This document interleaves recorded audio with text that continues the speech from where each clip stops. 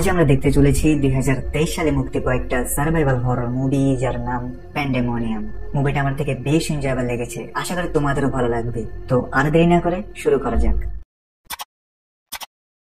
শুরুতে আমরা নেথান নামের এক লোককে দেখতে পাই, যে কিনা বরফের পাহাড়ে অবস্থিত একটা নির্জন সড়কে অজ্ঞান অবস্থায় পড়ে রয়েছিল। জ্ঞান ফেরার পর সে দেখতে পাই তার গাড়ি খারাপভাবে ক্ষতিগ্রস্ত হয়েছে, কিন্তু এত ভয়ঙ্কর অ্যাক্সিডেন্টের পরেও নেথান সম্পূর্ণ সুস্থ ছিল, তার শরীরে একটা আঁচড়ও পড়েনি। এটা জেনে সে খুব খুশি হয়, কিন্তু এখানে সে একা ছিল না, সেখানে একটা লোক ছিল যার নাম ড্যানিয়েল, যার মোটর সাইকেলের সাথে নেথানের গাড়ির অ্যাক্সিডেন্ট হয়েছে। নেথান তার থেকে ক্ষমা চায় আর বলে, তোমার থেকে কোনো আঘাত লাগেনি তো? ড্যানিয়েল অবাক হয়ে তার দিকে তাকিয়েছিল। সে জিজ্ঞেস করে, তুমি আমার বাইকের অবস্থা দেখেছো? অ্যাক্সিডেন্টের পর কি হয়েছে তোমার থেকে মনে আছে কিছু? নেথান বলে, অ্যাক্সিডেন্টের সময় আমার মাথায় স্টিয়ারিং এর সাথে বাড়ি খেয়েছিল, কিন্তু দেখো আমরা বেঁচে গিয়েছি। ড্যানিয়েল বলে, তোমার মাথায় কোনো আঘাতের চিহ্ন নেই কেন? আর হয়তো তোমার থেকে কোনো ব্যথা লাগছে না। নেথান বলে, হ্যাঁ ঠিক বলছো। ড্যানিয়েল বলে, তুমি এখনো বুঝোনি আমরা মারা গিয়েছি, আমরা এখন আত্মা। এটা শুনে নেথান ঘাবড়ে যায়। সে তার শরীরকে অনুভব করে বলে, আমি তো এখনো মারা যাইনি, তুমি ভুল ভাবছো, আমি একদম ঠিক আছি। ড্যানিয়েল বলে, তোমার গাড়ি যখন আমার বাইকের সাথে ধাক্কা খায় তখন আমার হাড় ভাঙার ব্যথা আমি অনুভব করেছিলাম, হয়তো আমার মৃত্যু তোমার কিছু সময় আগে হয়েছে। ড্যানিয়েল তার গাড়ির দিকে ইশারা করে বলে, তোমার থেকে ভেতরে দেখা উচিত। তখন নেথান গাড়ির ভেতরে দেখার পর নেথানও এখন অবাক হয়ে যায়। সত্যি তার লাশ গাড়ির ভেতরে ছিল, যার অবস্থা একদম খারাপ হয়ে গিয়েছে। নেথান বলে, আমি এটা বিশ্বাস করি না, এটা স্বপ্ন। আমার বয়স তো এখনো 45, আমার পুরো জীবন পড়ে আছে, আমার বাচ্চাদের কি হবে? ড্যানিয়েল বলে, আমার মৃত্যুর খবর পেয়ে আমার স্ত্রী অনেক দুঃখ পাবে, কারণ সে আমাকে বাইক নিতে মানা করেছিল, কিন্তু তবুও ড্যানিয়েল খুশি ছিল যে মৃত্যুর পর আরো একটি জীবন আছে। নেথান থেকে তার কথাই রাগ হয়, সে বলে, আমি আমার জীবন ফেরত চাই। তখন ড্যানিয়েল তাকে বিশ্বাস দেওয়ার জন্য তার গাড়ি থেকে নেথানের লাশকে বাহিরে বের করে। নেথান এগুলো দেখতে পারছিল না, তাই ড্যানিয়েল একটা রুমাল লাশটির মুখের উপর রেখে দেয়। তখন তারা একটা গাড়ির আওয়াজ শুনতে পায়। গাড়িটি কাছে আসলে নেথান লোকটি থেকে সাহায্য নেওয়ার চেষ্টা করে, কিন্তু সেই লোকটি তাদের দেখতে পায় না। নেথান খুশি ছিল যে লোকটি তাদের সাহায্য করবে, কিন্তু উল্টো সেই লোকটি নেথানের লাশ থেকে তার মানিব্যাগ নিয়ে চলে যায়। নেথান থেকে অনেক রাগ হয়, এখন তার থেকে বিশ্বাস হয়েছে যে সে মারা গিয়েছে, কিন্তু তার চিন্তা হচ্ছে যদি মৃত্যুর পর অন্য কোনো দুনিয়া থাকে তাহলে সেটা স্বর্গ নরক হবে। নেথান ড্যানিয়েলকে জিজ্ঞেস করে, আমাদের মধ্যে থেকে কেউ যদি জীবনে খুন করে থাকে তাহলে সে কি স্বর্গে যাবে? ড্যানিয়েল বলে, কার খুন? নেথান বলে, তুমি যেটা ভাবছো তেমন কিছু না, আসলে আমি আমার স্ত্রীকে খুন করেছি, কারণ সে অনেক অসুস্থ ছিল। যেটা শুনে ড্যানিয়েল বুঝতে পারে যে তখন কেন তার থেকে তার স্ত্রীর কথা মনে পড়েনি, শুধু তার বাচ্চাদের কথা মনে পড়েছে। তাদের দুজনের কথা চলাকালীন ড্যানিয়েল একটা সুর শুনতে পায়, যেটা নেথান শুনতে পারছিল না। তখন তারা তাদের সামনে একটা দরজা দেখতে পায়, যেটা আসলে স্বর্গের দরজা ছিল। ড্যানিয়েল খুশি হয়ে যায়, কারণ সে শুরুটা সেখান থেকে আসছিল, কিন্তু তখন তাদের পেছনে আরো একটি দরজা উপস্থিত হয়। নেথান সেখান থেকে ভয়ঙ্কর সব আওয়াজ শুনতে পাচ্ছিল। ড্যানিয়েল নেথানকে বলে, আমরা দুজন ভিন্ন ভিন্ন দরজা থেকে আওয়াজ শুনতে পাচ্ছি, যেটার মানে পরিষ্কার তুমি নরকে যাবে, আমি স্বর্গে। এখন ড্যানিয়েল স্বর্গে যাওয়ার আগে নেথান তাকে ধাক্কা দিয়ে সে নিজেই সে দরজার ভেতরে যাওয়ার চেষ্টা করে, কিন্তু সে দরজার এপার ওপার হয়ে যায়, যেটাতে সে খুব হতাশ হয়ে পড়ে, কারণ সে নরক যেতে চায় না। ড্যানিয়েল তাকে বোঝায় যে এখন আর কোনো উপায় নেই। ড্যানিয়েল অ্যাক্সিডেন্টের জন্য তার থেকে ক্ষমা চায় এবং বলে, তোমার কোনো দোষ ছিল না, আমারই মনোযোগ ছিল না, আসলে আমি রাস্তার পাশে একটা ছোট মেয়েকে দেখছিলাম। যাই হোক, তারা একে অপরকে জড়িয়ে ধরে এবং ড্যানিয়েল স্বর্গে যাওয়ার জন্য তৈরি ছিল, কিন্তু এবার ড্যানিয়েলও সেই দরজাকে পার করতে পারে না। অবাক হয়েছে যেমন কি হলো, আর এখন তো ড্যানিয়েলও সেই ভয়ঙ্কর আওয়াজগুলো শুনতে পাচ্ছে। তখনই সেখানে একটা ছোট মেয়ে আসে, যে কিনা তাদের তার মায়ের ব্যাপারে জিজ্ঞেস করছিল। আসলে এটা সেই মেয়ে যাকে অ্যাক্সিডেন্টের আগে ড্যানিয়েল দেখেছিল, কিন্তু তার কোনো ধারণা ছিল না তার বাইকের কারণে সেই মেয়েটিও মারা যায়। মেয়েটি বলে, তোমাদের কারণে আমার প্রাণ চলে গিয়েছে। এরপর মেয়েটি চিৎকার করতে থাকে, তাই এরা দুজন তাকে ধরে স্বর্গে নিক্ষেপ করে। ড্যানিয়েল হতাশ হয়ে পড়ে, কারণ সেও এখন নরকে যাবে। ড্যানিয়েল বলে, আমাদের নরকে নিক্ষেপ করতে কেউ আসবে না? তখন নেথান তাকে লাথি মেরে ভেতরে পাঠিয়ে দেয়, কিন্তু সে নিজে যাওয়ার জন্য রাজি ছিল না। তখন তাকে নেওয়ার জন্য একটা ভয়ঙ্কর অগ্নি রাক্ষস আসে, যেটাতে ভয় পেয়ে নেথান বাধ্য হয়ে নরকে প্রবেশ করে। ভেতরে গিয়ে অনেক লোকদের দেখতে পাই, যারা অজ্ঞান হয়ে মাটিতে পড়েছিল। সেখানে একটা ছোট মেয়ে ছিল। নেথান বুঝতে পারে না যে সে এখানে কি করছে, নরক তো নিষ্পাপদের জন্য না। তাই নেথান মেয়েটির কাছে যায়, তার হাত ধরার পর সে দেখতে পায় আসলে পৃথিবীতে তার সাথে কি হয়েছে। এই মেয়েটার নাম জ্যানি। জ্যানি তার পরিবারের সাথে খুবই ভয়ানক কিছু করেছে, যার কারণে সে জেলে যায়। একজন তাকে জিজ্ঞেস করে, তুমি তোমার পরিবারের সাথে এমন কেন করেছো? জ্যানি বলে, আমি আমার বোনকে ঘৃণা করি। আসলে সে কিছু ভয়ানক ছায়া দেখতে পেত, যার ফলে তার আচার আচরণ অদ্ভুত ধরনের হয়ে যায়। তার পিতাও তাকে ভয় পেত, তাই তারা চাইতো জ্যানিকে চিকিৎসার জন্য হসপিটাল নিয়ে যেতে, কিন্তু তার স্ত্রী তার সাথে ঝগড়া করত যে আমার মেয়ে একদম ঠিক আছে। আমরা অতীতের একটি দৃশ্য দেখতে পাই যেখানে আমরা জানতে পারি জ্যানির বর্তমান মা বাবা আসলে তার রিয়েল মা বাবা নয়, বরং তারা জ্যানিকে অ্যাডপ্ট করেছিল। যাই হোক, দেখা যায় জ্যানি যখন একদিন সকালে তার আসল মা বাবাকে খুঁজতে খুঁজতে তাদের রুমে আসে, তখন সেখানে তাদের লাশ পড়েছিল। কিন্তু জ্যানি তাদের দেখে একটু অবাক হয় না, আর না তো তার থেকে কোনো দুঃখ হয়, বরং সে কিচেন রুমে গিয়ে তার পছন্দের জ্যাম টোস্ট বানিয়ে একটা গুপ্ত গুহায় নিয়ে যায় যেখানে টনি দ্য মনস্টার থাকে, অর্থাৎ মানুষের মতো দেখতে একটা রাক্ষস, এবং সে জ্যানির বন্ধু। জ্যানি ভয় পেয়ে তাকে বলে, তুমি আমার পিতামাতাকে কেন মেরেছো? এখন আমার খেয়াল কে রাখবে? তখন টনি বলে, আমি তাদের মারিনি।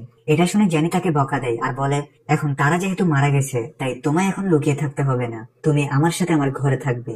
এটা শুনে টনি খুব খুশি হয়, কারণ সে গুহা থেকে বের হতে পারতো না।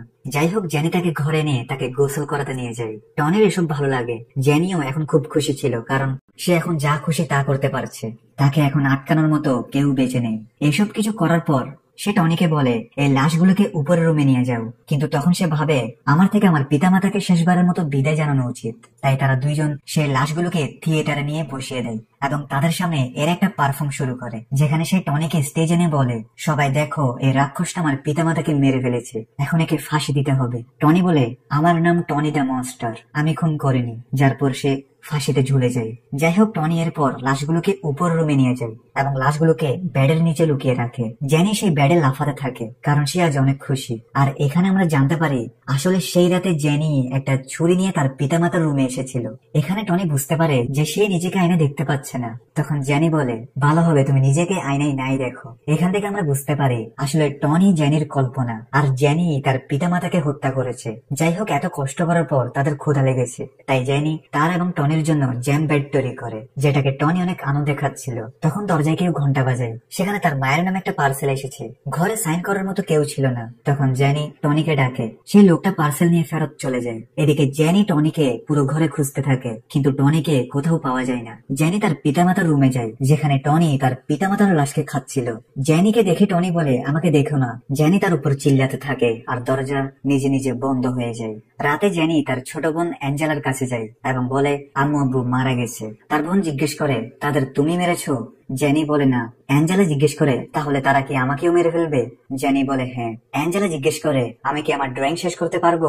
জ্যানি বলে না, টনি থেকে ক্ষুধা লেগেছে। এরপর জ্যানি অ্যাঞ্জেলাকে কিচেন রুমে নিয়ে গিয়ে ওভেনের মধ্যে আটকে দেয়। অ্যাঞ্জেলা চিৎকার করছিল, কিন্তু জ্যানি ওভেন অন করে সেখান থেকে চলে যায়। সে গান গাইতে গাইতে যেতে থাকে আর আমরা সেই ঘরে একটা ছায়া দেখতে পাই। সিন আবার বর্তমানে আসে, অর্থাৎ নরকে, যেখানে নেথান জ্যানির কাহিনী দেখে অনেক ভয় পেয়ে যায়। তার শারীরিক অবস্থা খারাপ হয়ে যায়। নেথান পাশে থাকে একটা মেয়ে ক্লোই এবং তার মা জুলিয়ার কাছে যায়, যার হাত ধরাতে নেথান তার স্মৃতি দেখতে পারছিল। যেখানে আমরা দেখতে পাই জুলিয়া অনেক কান্না করছিল। সে তার মেয়েকে ডাকে, কিন্তু ক্লোই বাহিরে আসে না। সে তার রুমে যায় এবং কান্না করতে থাকে, কারণ ক্লোই নিজেকে শেষ করে দিয়েছে। কিন্তু জুলিয়া এটা মানতে রাজি না। সে ক্লোয়ের লাশকে টেনে নিচে নিয়ে আসে, যেখানে সে তাকে নতুন কাপড় পরিয়ে নাস্তা দেয়। সে ক্লোয়ের লাশকে বলে, সবকিছু খারাপ না হলে আমরা এখন ছুটি কাটাতাম। আমরা ক্লোয়ের অতীত দেখতে পাই, যেখানে ক্লোই বেঁচে আছে। জুলিয়া তার কাছে এসে বলে, দ্রুত করো, তোমার দেরি হচ্ছে। নাস্তা করার সময় ক্লোই ছুরিকে ভালোভাবে দেখছিল। তখন তার থেকে মনে পড়ে যে কিভাবে তাকে স্কুল অনেক বুলি করা হয়। স্কুলে যাওয়ার সময় ক্লোই তার মাকে জানায় সে স্কুল যেতে চায় না, সেটা স্কুল না বরং নরক। জুলিয়া তাকে বোঝায় যে এই স্কুল তোমার জন্য নতুন, তোমার অভ্যাস হয়ে যাবে। বর্তমানে ক্লোয়ের লাশ মাটিতে পড়ে যায়। তখন তার বিড়াল তার আঘাতগুলোকে চাটছিল। জুলিয়ার আগে বিড়ালকে তাড়িয়ে দেয়। সে পাগলের মতো হেসে বলে, আমরা দুজন ঘুরতে যাব। কিন্তু এরপর সে আবার কান্না করতে থাকে। সে বলে, আমি তোমাকে অনেক ভালোবাসি আর এখন তোমার থেকে স্কুল যাওয়ার প্রয়োজন নেই। কিন্তু সে যখন দরজা খুলে তখন তার সামনে একটা দেয়াল ছিল। অতীতের একটা দৃশ্য দেখতে পাই, যেখানে ক্লোই স্কুলের মেয়েদের থেকে বাঁচার জন্য বাথরুমে লুকিয়েছিল। সেই মেয়েগুলো জোর করে তাকে বাহিরে বের করতে চাচ্ছিল এবং এরপর তাকে বের করে জুতা চাটার জন্য বলে। সাথে সেটার ভিডিও তারা করছিল। বর্তমানে আমরা দেখি সে দেয়ালটা আসলে জুলিয়ার চোখের ভুল ছিল। তার সাথে দেখা করতে একজন প্রতিবেশী এসেছে। জুলিয়া বলে, আমি আর ক্লোই ছুটি কাটাতে যাচ্ছি। সেই মহিলাটা থেকে জুলিয়ার আচরণ অস্বাভাবিক লাগে, তাই সে ক্লোইকে দেখার জন্য ভেতরে আসে, যেখানে সে ক্লোয়ের লাশ দেখতে পায়। যাই হোক, এরপর জুলিয়া ক্লোয়ের লাশকে নিয়ে কোথাও যাচ্ছিল, কিন্তু রাস্তায় তাদের অ্যাক্সিডেন্ট হয়ে যায়। ফায়ার সার্ভিস এসে তাদের উদ্ধার করে। যদিও জুলিয়া এখনো বেঁচে ছিল, কিন্তু সে বেঁচে থাকতে চায় না। এবং এরপর একদিন জুলিয়া তার মেয়ের মতো নিজেকে শেষ করে দেয়। তাই মা মেয়ে নিজেকে শেষ করার পাপ করার কারণে তারা নরকে এসে পৌঁছায়। নরকের মধ্যে নেথান তাদের লাশকে কাপড় দিয়ে ঢেকে দেয়। এই ভয়ঙ্কর কাহিনী শুনে সে ক্লান্ত হয়ে যায়। সেখানে এমনই অসংখ্য লোক ছিল যারা কোনো না কোনো কারণে নরকে পৌঁছে গিয়েছে। তখনই সেখানে একটা রাক্ষসের মতো দেখতে একটা লোক আসে। নেথান বলে, কে তুমি? রাক্ষসটা বলে, তোমার শাস্তির সময় এসে গিয়েছে। নেথান বলে যে তার স্ত্রী আগে থেকেই অসুস্থ ছিল, তাই সে শুধু তাকে অসুস্থতার কষ্ট থেকে তাকে মুক্তি দিয়েছে। রাক্ষসটা বলে, সে কি তোমাকে এমনটা করতে বলেছিল?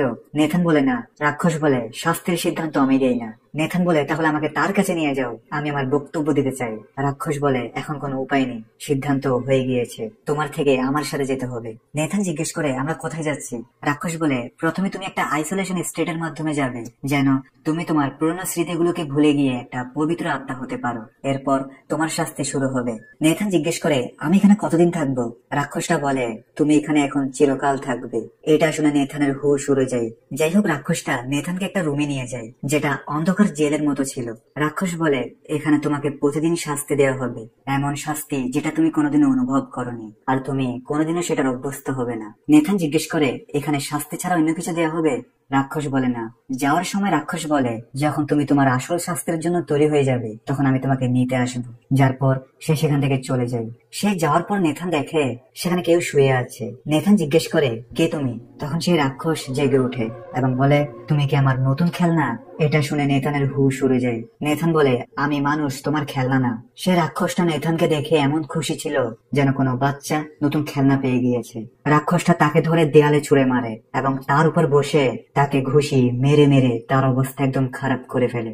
রাক্ষস বলে, উঠো, আমি তোমার সাথে আরো খেলতে চাই। আর আমরা জানতে পারি কিছু সময় পর নেথান আবার জীবিত হবে, যেন ওই রাক্ষস তার সাথে খেলতে পারে। কিন্তু এই রাক্ষস নেথানের আত্মাকেই মেরে ফেলে। এমনিতে নরকের মধ্যে তো তারা জীবিত হয়ে যায়, কিন্তু এই রাক্ষস এত খারাপ ভাবে নেথানের আত্মাকে আঘাত করেছে যে তার পুনর্জন্ম হয় দুনিয়াতে একটা বাচ্চার রূপে। সেই বড় রাক্ষস নেথানকে যে রাক্ষসটা আঘাত করেছে তার কাছে আসে এবং তাকে দুনিয়ায় পাঠিয়ে দেয়, যেন সে নেথানকে আবার ফিরিয়ে আনতে পারে। শেষে আমরা দেখতে পাই সেই ভয়ঙ্কর রাক্ষস ওই বাচ্চাটার পাশে বসে আছে, অপেক্ষা করছে প্রাপ্তবয়স্ক হওয়া পর্যন্ত। আর এখানেই এই মুভির সমাপ্তি ঘটে। ভিডিও ভালো লাগলে লাইক করে দাও। দেখা হচ্ছে নতুন কোনো ভিডিওতে।